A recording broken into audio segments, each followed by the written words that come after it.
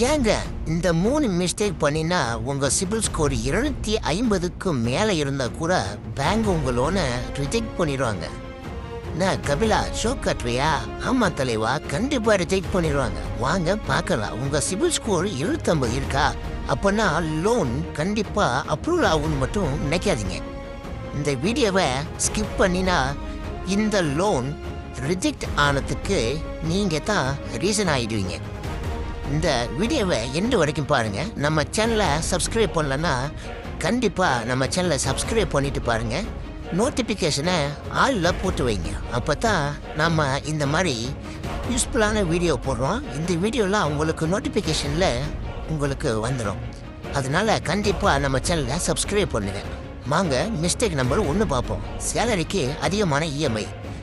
உதாரணமாக நீங்கள் 25,000 சம்பளம் வாங்குறீங்கன்னு வச்சுக்குவோம். 15,000 இஎம்ஐ கட்டினீங்கன்னா உங்கள் சிபில் ஸ்கோர் 780க்கு மேலே இருந்தாலும் பேங்கு உங்களை என்ன நினைப்பாங்க தெரியுமா? ஓவர் பார்டன் அப்படின்னு நினைப்பாங்க. இதுக்கு ஒரு கோல்டன் ரூல்னு ஒன்று இருக்குது. அதாவது சேலரியோட 40% உள்ளே தான் நீங்கள் இஎம்ஐ கட்டுற மாதிரி இருக்கணும். அதுதான் உங்களுக்கு ஷேப்பும் கூட. அதாவது சேலரியோட 40%க்கும் உள்ளே கட்டணும். ஓகேவா? மிஸ்டேக் நம்பர் 2, கிரெடிட் கார்டை ஃபுல்லாக யூஸ் பண்ணுறது. 50,000 கிரெடிட் லிமிட் இருக்கும். நம்ம என்ன பண்ணுவோம்? 40,000லேருந்து 49,000 வரைக்கும் யூஸ் பண்ணிடுவோம். இதை என்ன சொல்கிறாங்கன்னா பேங்கு ஹை கிரெடிட் யூட்டிலைசேஷன் அப்படின்னு சொல்கிறாங்க. இதோட எஃபெக்ட் என்னென்னா சிபில் ஸ்கோர் ஸ்லோவாக டவுன் ஆயிரும். பேங்க் உங்களை ரிஸ்கி கஸ்டமராக மாற்றிடுவாங்க.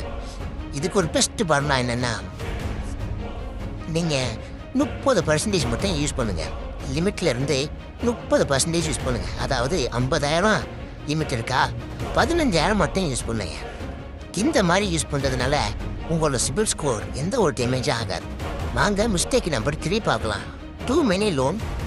அப்புறம் ஆன்லைன் அப்ளிகேஷனில் அதிகமான லோன் என்கொயரி பண்ணுறது. ஒரே மாதத்தில் 5 லோன் ஆப்பில் இல்லைன்னா 3 இல்லை 4 கிரெடிட் கார்டு அப்ளை பண்ணுறது. இதனால் சிபில் ஸ்கோர் உங்களுக்கு டவுன் ஆகிடும். உங்கள் மேலே உள்ள ட்ரஸ்ட்டு ரொம்ப கம்மியாகிடும். இதை கண்டிப்பாக பேங்க் உங்களை ஒரு நல்ல கஸ்டமராக பார்க்க மாட்டாங்க. இதுக்கு ஒரு போனஸ் டிப் சொல்கிறேன், கேட்டுக்கோங்க. சிபில் ஸ்கோரு இம்ப்ரூவ் ஆகணும்னா கிரெடிட் கார்டு, ஒரே ஒரு கிரெடிட் கார்டு இஎம்ஐ பேமெண்ட்டை ஃபுல்லாக பே பண்ணுங்க. இஎம்ஐயை ஆன் டைமில் கட்டுங்க. இது எல்லாம் பண்ணிங்கன்னா 90 நாளில் உங்கள் சிபில் ஸ்கோரு கண்டிப்பாக ஒரு டிஃப்ரென்ஸ் தெரியும். இதெல்லாம் நீங்கள் சரியாக பண்ணணும். அப்போ தான் இதுக்கான உங்களுக்கு ஒரு நல்ல தீர்வு கிடைக்கும். இந்த மிஸ்டேக்கெலாம் உங்கள் வாழ்க்கையில் ஒரு தடவை கூட நீங்கள் பண்ணியிருக்கீங்களா? கமெண்டில் எஸ் ஆர் நோ டைப் பண்ணுங்கள். இந்த மாதிரி யூஸ்ஃபுல்லான வீடியோவுக்கு லைக் பண்ணுங்கள், ஷேர் பண்ணுங்கள். நம்ம சேனலை சப்ஸ்கிரைப் பண்ண மறந்துடாதீங்க.